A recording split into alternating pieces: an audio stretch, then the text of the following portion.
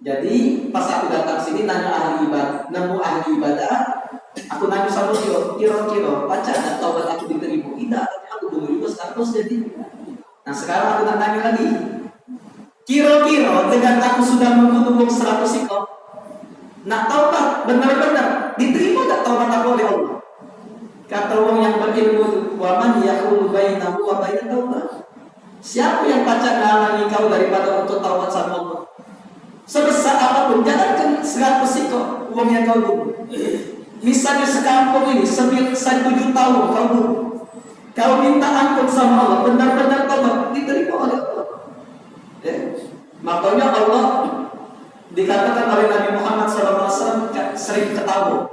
Ketawa di sini bukan ketawa kita tidak boleh dibayar deh. Ketawa arti senang dan terkagum-kagum dengan apa? Dua hamba yang dua ekor ini salah satu yang membunuh satu yang lain, tapi kedua-duanya masuk surga. Cak mana itu ya Rasulullah?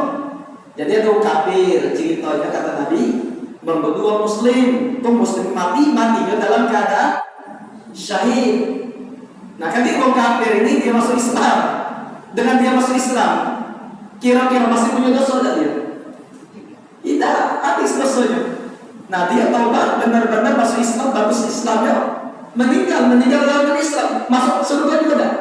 Nah itulah katanya. Ya, jadi walaupun dia melakukan dosa besar, tapi dia melakukan sebab untuk diampuni dosa itu, tetap dia akan masuk ke dalam surga. Bahkan Allah nawari, siapa yang ditawari oleh Allah dalam Al-Quran? Ibadiyalladzina asrafu ala anfusihim. Orang yang paling melampaui batas atas dirinya sendiri. Misalnya ada segala dosa sudah digawaikannya, segala kesalahan kekhilafan sudah dikerjakannya, masih ditawari oleh Allah. Dan luar biasanya kita punya Tuhan baik, dan Tuhan kita manggil kita dengan ibadi, wahai hamba. Alangkah lembahnya kita punya Tuhan baik dan sayangnya. Bahkan Allah katakan dalam Al-Quran, innallaha yuhibbut tawwabin wa yuhibbul mutatahhirin. Sesungguhnya Allah mencintai orang-orang yang taubat dan mencintai orang-orang yang mensucikan diri. Cinta, makanya ulama tasawuf mengatakan pertama kali jalan untuk mendapati kedudukan di sisi Allah adalah taubat. Sebesar apapun dosa dia, segelap apapun masa lalu, semakin gelap masa lalunya, semakin besar kecintaan Allah kepada dia. Kalau dia memang benar-benar taubat. Tapi taubatannya taubatan nasuha. Jadi tidak boleh kita ketika merasa punya dosa besar, tapi menghalangi kita penyesalannya itu untuk berhusnudzon sama Allah. Harus wajib husnudzon, berprasangka baik. Tetap insya Allah Allah ngampuni aku. Yang kemudian husnudzon yang benar itu akan membuat kita benar-benar balik sama Allah, tinggalkan perbuatan maksiat, tinggalkan kampung maksiat, tinggalkan aku yang tidak diridhoi oleh Allah. Tapi Ustaz, kalau ada orang macam itu, misal dia nyesal, kemudian husnudzon sama Allah, tapi masih guyur, masih galak adu ayam, masih galak jual sabu, makan sabu, itu tidak benar-benar dia. Kalau dia benar-benar seperti yang sudah bunuh 99 orang ini, dikatakan atau dinasihati oleh alim tadi, intalik ila ardin kada wa kada. Kau harus tinggalkan apa maksiat yang biasa kau lakukan. Bahkan kalau kau bisa di satu tempat negerimu itu, di sana ada maksiat, kalau di sana masih kau tetap maksiat, maka pindah lain. Sudah dia pindah. Ketika dia pindah dapat separuh jalan, dapat ajar. Maka Allah memerintahkan malaikat rahmat untuk masukkan dia ke dalam syurga. Nah itu juga. Kalau ada yang benar-benar tobat, aku benar-benar menyesal Ustaz, tidak lagi aku nak maksiat, sudah. Buktikan perkataan yang taubat itu. Jangan buktikan, jangan lagi marah tempat maksiat itu. Kalau dia masih di sana berarti belum sungguh-sungguh taubat, belum sungguh-sungguh diterima oleh Allah Subhanahu wa Ta'ala. Nah ini yang pertama, tidak boleh membuat kita suudzon, Saking berdalil pula kaget. Kan kita maksiat ini kehendak Allah juga. Kalau kehendak Allah ya sudah, kita jalan ini dosa besar, lebih besar daripada dosa zinanya itu. Bisa ada zina. Oh, Allah tentukan aku berzina, nak cak mana lagi? Nak cak mana lagi itu berarti dia berpasrah diri dengan hawa nafsu. Artinya dia tidak sungguh-sungguh. Dan dia juga dengan ngomong itu sampai dia menyalahi Allah yang sudah menentukan dia maksiat. Padahal Allah Subhanahu wa Ta'ala nyuruh dia membuat yang namanya maksiat sebagai ujian. Sebagai ujian pertama. Mana yang dia pilih antara Allah, takut sama Allah, antara dia melalui hawa nafsunya. Ini yang pertama. Makanya kalau ada orang yang ditempatkan di posisi tempat maksiat, tapi dia pacak meninggalkan maksiat itu lebih besar pahalanya daripada dia tinggal di tempat yang suci, tempat yang misalnya di Mekah, di Madinah yang jarang berbuat maksiat, daripada dia uang yang beribadah di sana. Lebih besar yang dia di sini kan, di tengah-tengahnya maksiat tapi pacak dia jaga diri. Kenapa? Besar ujiannya, besar upayanya juga dibandingkan tempatnya memang tak ada maksiat. Dia wajar kalau ada orang tak maksiat kalau dia di tempat tidak kata yang maksiatnya. Tapi yang luar biasa kalau orang berada di tempat penuh dengan maksiat tapi dia pacak meninggalkan maksiat, pahalanya berkali-kali lipat itu. Gitu. Jadi makanya ada murid kawan kita waktu di Yaman nak balik. Jadi pas nak balik nemui Habib Umar. Jadi dia ngadu dari Amerika. Wahai Habib, ketika kami di kota Tarim ini, di kota Tarim, Yaman, tidak ingat kita buka begini. Seluruhnya pakai cadar itu. Nak nengok buka begini, mustahil. Ya, nak atiknya tuh buka aurat apa lagi kejuan buka nak atik kan. Muka dia selalu dicari, apalagi buka dong, tapi nak baik lama ataupun berarti karena lanang juga tak boleh buka aurat. Digigok dosa itu. Ustaz kata nafsu susah malah buka beca tu. Malah tu. Jadi selagi di aurat itu haram dibuka dan haram dipandang. Baik lanang atau berarti walaupun betina sama lanang beda auratnya. Kalau aurat lanang antara besar sama lutut, dia tak boleh kita keluar pakai celana pendek di pucuk lutut itu dosa. Dosa bagi kita yang buka, bagi orang yang jingok. Apalagi yang betina macam itu juga. Tak boleh dia buka kecuali buka dan telapak tangan. Jadi kalau dia buka selain itu maka berdosa juga. Maka berdosa juga. Nah, jadi di Tarim itu kami selama 6 tahun belajar sana tak pernah jingok buka betina yang bukan mahram itu. Akhirnya dia ngadu sama Habib Umar, Habib kalau di sini lemah kami, mata kami terjaga. Tak pernah kami nengok yang haram-haram. Tapi cak mana nak balik. Ketika kau balik di Amerika itu, jangankan aku pas sudah di rumah, di bandara sudah terjingok banget. Kira-kira cak mana ada amalan kira-kira bisa tinggalkan maksiat itu. Cak mana aku tetap sini lah, tak usah balik lagi. Takut aku tidak kuat dengan dosa. Akhirnya kata Habib Umar, ya kau gunakan kesempatan bahagia harus jangan kau balik. Selain bahagia ketemu dengan keluarga, yang kedua bahagia untuk kau jadikan ladang amal dan dapat pahala yang lebih besar daripada di sini. Cara maksudnya, itu kan kata Nabi SAW, siapa yang bisa menundukkan pandangan dari pandangan haram, Allah gantikan keimanan dalam hatinya yang akan dia rasakan.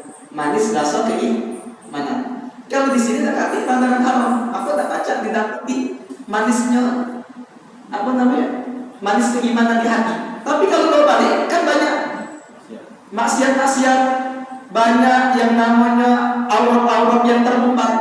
Maka kalau kau bisa tundukkan pandangan ketika ada maksiat itu di tengah-tengah maksiat kau bisa jaga diri, maka pahala kau lebih besar daripada kami di sini.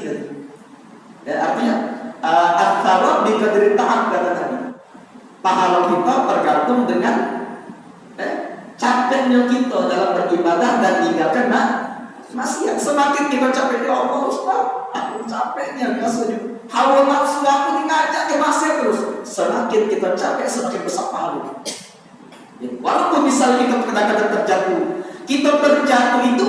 itulah jadikan kesempatan jatuhnya kita membuat kita tadzallul baina yadayillah, merasa inkisar, pecah hati, nyesel yang luar biasa di hadapan Allah Subhanahu wa Ta'ala.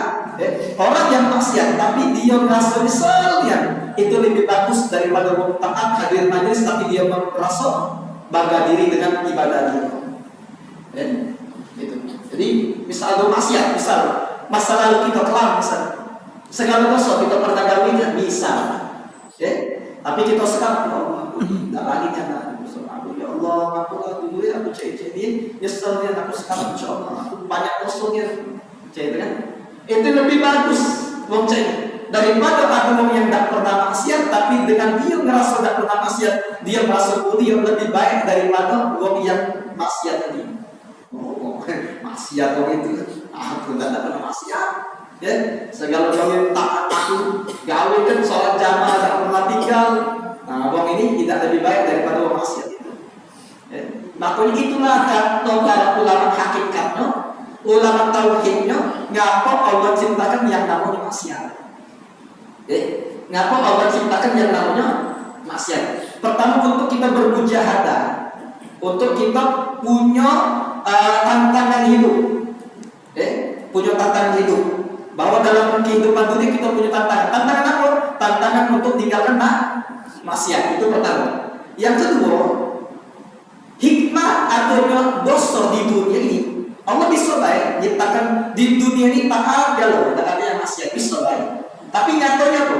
Nyatanya dari surga sana, Bapak kita Nabi Adam sudah ditantang dengan yang namanya maksiat apa? Bahkan buah khuldi. Ada tantangan, larangan.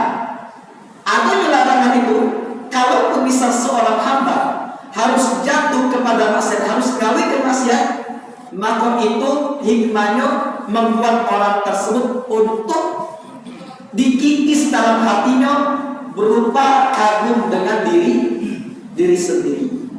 Jadi biar dia tidak kagum dan dia biar nyadar dia bahwa adalah sebagai seorang hamba yang hina di sisi Allah. Jadi kalau kita kata maksiat, sudah merasa suci dan merasa suci ini adalah dosanya lebih besar daripada segala maksiat yang ada di dunia ini. Sebagaimana ketaatan hati adalah paling besarnya ketaatan, begitu juga dosanya dalam hati adalah paling besar dosa. Apa dia dosa yang ada di hati kita? Dosa di hati kita adalah paling besar, merasa kita lebih baik dan merasa suci diri. Makanya ada dalam Al-Quran itu tentang dua maknanya, ada dua ayatnya. Yang pertama ayatnya fala tuzaku anfusakum. Jangan kalian mensucikan diri sendiri. Artinya menganggap diri suci, tak kata dosa, menganggap diri kita lebih mulia. Yang kedua, innallaha la yuhibbul mutakabbirin. Allah tidak senang dengan orang yang menyombongkan diri. Apa arti sombong? Sombong itu menganggap diri lebih baik daripada orang lain. Nah, ini dilarang. Apa? Dosa paling besar. Nah, begitu juga dosa kita lakukan, itulah hikmahnya. Hikmahnya Allah membuat di dunia ini ada namanya dosa. Walaupun kita ketika misal tidak pernah berbuat dosa, upayakan jangan sampai kita terjebak dengan yang namanya penyakit hati wujud tadi. Penyakit hati berupa bangga diri. Karena bangga diri adalah termasuk dosa yang besar. Dan kalau kita bisa tidak pernah melakukan dosa, atau kalau kita tidak pernah melakukan dosa, jangan sampai kita wujud. Dan kalau kita pernah melakukan dosa, jangan sampai membuat kita putus asa. Itu simpel. Inilah yang disebutkan oleh pengarah. Di la yaqdumu dzambu indaka 'azamatan tasuddukan an husni dhanni billah. Jadi jangan sampai besarnya dosa yang ada pada diri kita membuat kita terhalang untuk berprasangka baik sama Allah. Tapi tetap kita berprasangka baik. Insya Allah dosa yang pernah aku lakukan ini memang ini ketentuan Allah, karena aku kalah dengan hawa nafsu aku, tapi ini Allah Subhanahu wa Ta'ala takdirkan kepadaku untuk selalu intisar, selalu pecah hati itu menganggap aku ini benar-benar adalah hamba yang paling hidup. Tidak mungkin aku yang sudah melakukan dosa ini aku menganggap bahwa aku ini adalah hamba yang suci. Tidak mungkin. Aku hamba hino, hamba yang banyak dosa, hamba yang keselamatanku adalah ada di genggaman Allah. Kalau Allah pengen aku masuk surga, pasti dia akan masuk surga. Tapi kalau Allah pengen ngino dengan aku, dia akan pacak dia. Membuat kita bisa nyesal sampai kita mati. Ya, itu hikmahnya. Ya, nah jangan sampai membuat kita, ya mungkinlah Allah ampuni aku. Nah, ya. Atau yang cair, tidak mungkinlah Allah ampuni aku, katanya kepala buat dosa yang lain. Ini ya tertipu dengan iblis. Atau juga yang kedua, tidak mungkinlah Allah mengampunnya, nyalakan Allah. Berarti jahatnya Allah sama aku. Kenapa? Dia pengen nak ngino ke aku, pengen nak makar, ini. Itu juga yang tertipu dengan iblis itu. Dan ada juga yang ketiga, ketika dia berbuat dosa dilarang oleh pengarang ini. Yang ketiga lebih berat. Yang ketiga lebih berat. Dia sudah. Tidak mungkinlah aku ini sudah ahli neraka tuh lah. Aku ini sudah penduduk neraka. Dua berada kaki aku dengan Fir'aun sama Qarun. Kaki ionya, dia kaki ionya kaki tak bisa ngomong lagi. Itu namanya kunut min rahmatillah. Dia putus asa dengan rahmat Allah. Makanya kita di dunia ini diajarkan oleh para ulama harus ada sifat khauf, takut sama Allah. Dengan sifat takut ini kita tidak nak marahi perbuatan maksiat. Dan juga ada sifat roja, mengharapkan rahmat Allah. Dengan pengharapan ini kita akan selalu berprasangka baik sama Allah Subhanahu wa Ta'ala. Nah, ini harus seimbang terus. Harus seimbang terus antara takut kita sama kita berharap dengan rahmat Allah tadi. Kenapa kalau dia takut baik, takut dia sama Allah, tidak kata ada pengharapannya. Nah, inilah membuat dia putus asa tadi. Takut terus sama Allah, dia melakukan dosa sudah. Nah, kalau itu katanya, nah, jangan, tak boleh. Rahmat Allah lebih besar daripada dosa dan kekhilafannya. Dan juga kalau ada orang yang roja, roja itu artinya ngarep gagal. Pasti Allah itu maha mengampun, lagi maha penyayang, Allah maha baik. Tak mungkin. Nah, ini membuat orang apa? Al-amnu min makrillah, aman daripada merasa aman. Dengan merasa aman daripada murka Allah, dia maksiat terus, tidak pernah galak taubat. Ngapa kau galak taubat? Insya Allah Allah ampuni aku. Nah, makanya kita harus seimbang antara takut sama mengharap. Jadi di samping kita takut, kita juga mengharap. Ketika kita dua-duanya seimbang, insya Allah. Ketika kita melakukan dosa, takut sama Allah, kaget dipanggang atau di neraka. Ketika kita merasa takut terus, merasa kita berputus asa, ketika kita jatuh dalam dosa, aku berlaku dosa, insya Allah Allah ampuni. Selagi aku benar-benar gak tahu bertobat. Nah, ini pasti bocah ini kalau dia misalnya mati, insya Allah matinya dalam keadaan husnul khotimah, akidahnya bagus, benar dan sesuai dengan apa yang diinginkan oleh Allah Subhanahu wa Ta'ala.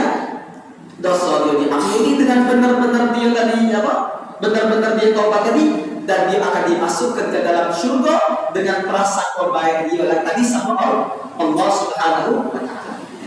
Ini kalau kita masih hidup. Tapi Ustaz, kalau ada orang yang sakit, nah yang sakit itu dia meninggal dunia, itu namanya sakaratul maut. Sakit sakaratul maut, maka kita sebagai orang yang beriman, yang nyadiri sakaratnya dia, maka kita lebih banyak ngomong dengan dia tentang tentang roja, tentang besarnya rahmat Allah kepada hambanya. Insya Allah kalau kalian dapat surga, insya Allah Allah mengampuni dosa kamu, insya Allah Allah tak tinggikan derajat kamu. Dengan sakit ini Allah akan melembutkan segala dosa. Nah, itu harus jangan kita takut-takuti. Kenapa? Kalau dia berhusnudzon dengan ucapan kita dapat pahala. Dan dengan husnudzon dia, Allah katakan ana inda dhanni abdi. Aku tergantung dengan prasangka hamba. Masuk surga kata dia, insya Allah aku dimasukkan surga, insya Allah dia masuk surga. Dan sebagaimana pahala besar bagi orang yang menyelamatkan saudaranya untuk berprasangka baik sama Allah di saat tersebut, begitu juga besar dosanya bagi yang menghilangkan pengharapan hambanya kepada Allah. Jangan kita tiba-tiba datang ke sekar uang yang sedang sakar tersebut, matilah kau, masuk neraka, kawinlah. Sah dosanya. Dengan sama dengan Allah, tak mungkin berarti Allah ngapunnya. Tak mungkin Allah tak ngapun menerima ruh aku. Oh ya Allah, astagfirullah, aku masuk neraka. Nah, neraka dia tambah itu dengan susun dia yang nyuruh dia untuk suudzon tadi juga harus neraka gitu. Jadi harus hati-hatinya. Jadi kita sebagaimana besar pahala membuat orang husnudzon sama Allah, begitu dia besar dosa bagi membuat orang untuk berprasangka buruk sama Allah. Ya, jadi harus kita pahami. Memang ini sedikit kayak bahaya kalau salah paham. Kalau salah paham berarti tidak apa-apa aku maksiat. Tadi Allah Maha Mengampun, Allah Maha Mengampun memang, tapi Allah siksanya besar.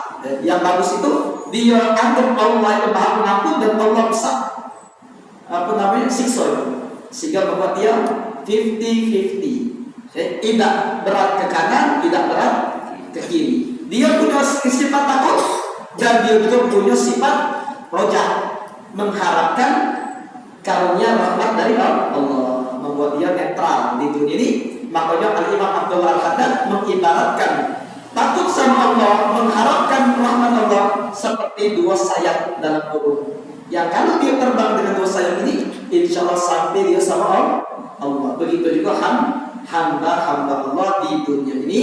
Maka dari itu, dengan ini mudah-mudahan Allah Subhanahu Wa Taala memberikan kita pengampunan dari segala dosa yang pernah kita gawikan, dan dosa yang pernah kita gawikan menjadi penyebab kita senantiasa merasa hina di hadapan Allah dan membuat kita senantiasa menyesali perbuatan kita dan mengharapkan karunia ridho dari Allah Subhanahu Wa Taala. Dan sisa umur kita diharapkan untuk memperbaiki kesalahan kita, menutup segala dosa kita dengan mempersembahkan ibadah yang terbaik kepada Allah Subhanahu Wa Taala.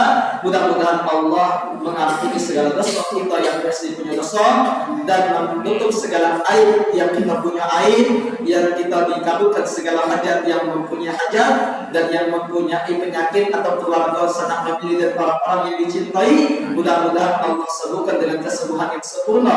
Kita mohon kepada Allah diberikan umur yang